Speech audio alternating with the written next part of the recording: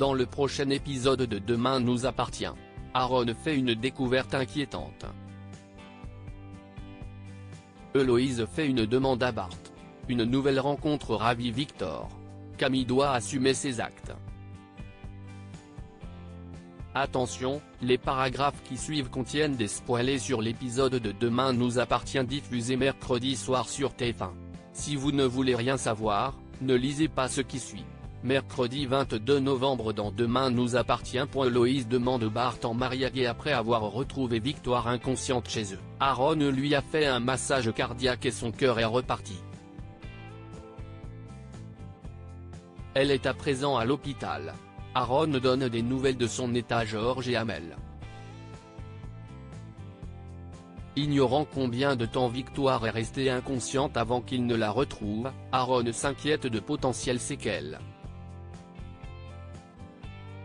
Quant à la cause de l'arrêt cardiaque, Aaron fait le lien avec sa greffe de cœur. Pendant ce temps, Bart découvre que Héloïse s'est rendue à l'hôpital et comprend qu'elle est allée voir sa sœur. Il s'énerve, ayant du mal à comprendre ses raisons, étant donné qu'elle a gâché leur vie. Héloïse prétend qu'elle a du mal à imaginer sa jumelle seule à l'hôpital, sans pour autant oublier ce qu'elle leur a fait. Bart finit par s'adoucir. À l'hôpital, Aaron et Nord découvrent une marque de brûlure sur la nuque de Victoire. En l'auscultant, ils en dénombrent plusieurs autres, proches du cœur. Aaron comprend qu'il s'agit de marques de taser et conclut que l'arrêt cardiaque de Victoire n'a rien d'accidentel. Il se rend donc aussitôt au commissariat pour en parler à Karim. Aaron ajoute avoir vu un homme étrange rôder à l'hôpital. Grâce aux images de vidéosurveillance, Aaron identifie un individu, qui n'est autre que Valère. Karim et Nordine supposent que ce dernier a voulu s'en prendre à la soignante de la personne qui a tenté de tuer son grand amour. De son côté, Héloïse apprend par Nord que la police est à la recherche de la personne qui a agressé Victoire. Elle essaye de se rendre dans la chambre de la soignante, mais celle-ci est placée sous protection policière.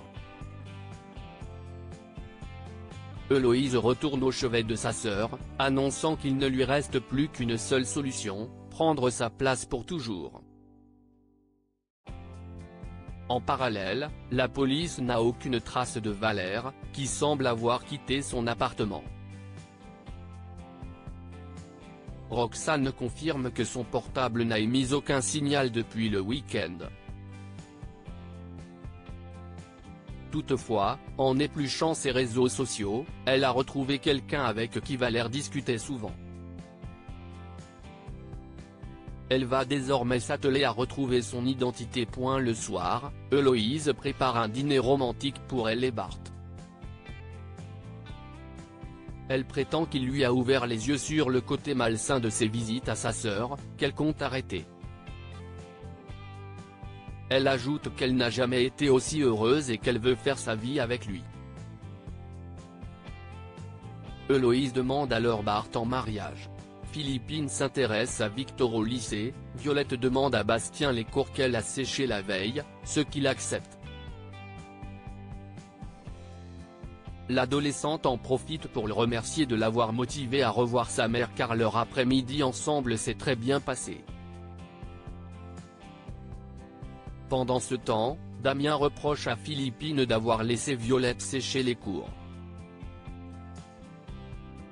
Celle-ci se défend en affirmant qu'elle n'était pas au courant. Elle propose ensuite à Damien de repartir sur de nouvelles bases en faisant une sortie tous les trois prochainement. Plus tard, Philippine passe voir Victor et lui apporte une boîte de chocolat pour le remercier de l'avoir dépanné. Elle demande ensuite à visiter son domaine viticole, ce qu'il accepte volontiers. Philippine s'intéresse beaucoup à sa vie et son travail. Au moment où Victoire lui propose de faire une dégustation, Philippine décline car elle a un rendez-vous. Néanmoins, elle lui propose de boire un verre au spoon dans la soirée. Le moment venu, Victor précise à Philippine qu'il ne se sent pas prêt pour une nouvelle relation amoureuse. Cette dernière clarifie les choses à son tour, elle n'est pas intéressée par lui, mais par son domaine. Camille assume ses actes sales à Marina, Launa exprime sa compassion envers Camille et le harcèlement qu'elle subit sur les réseaux sociaux depuis qu'elle est passée aux aveux. Elle se met notamment à sa place de petite amie trompée et comprend sa réaction.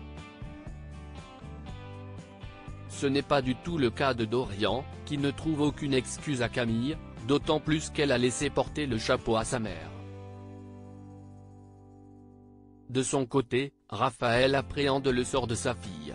Elle sait qu'elle sera condamnée. Martin relativise en rappelant que Camille bénéficie de circonstances atténuantes. Plus tard, Camille passe dans le bureau de sa mère.